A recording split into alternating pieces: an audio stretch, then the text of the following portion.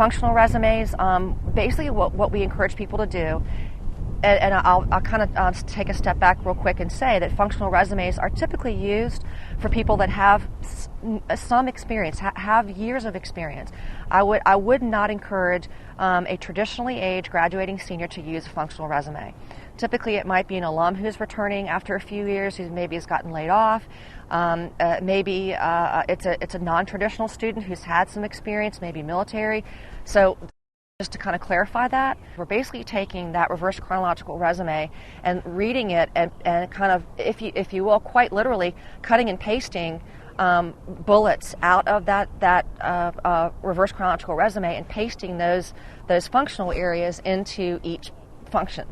So I may have had 3 jobs historically where I've done management and supervision. Okay, I may have had 2 jobs where I had some great technology that I learned.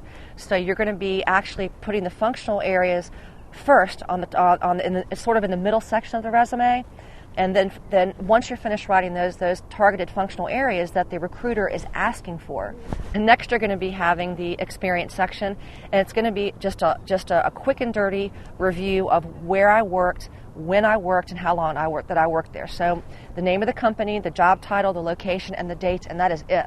The functional area is going to be what is going to lend the strength to the resume. Now, warning about this.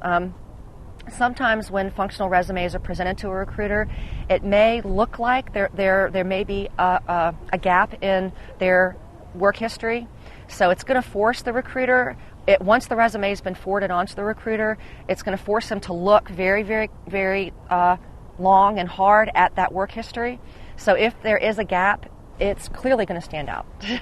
So just be very, very careful about talking about what's on your resume. What's on your resume is always going to be confronted, okay, in an interview, and what's not on your resume is also going to be confronted.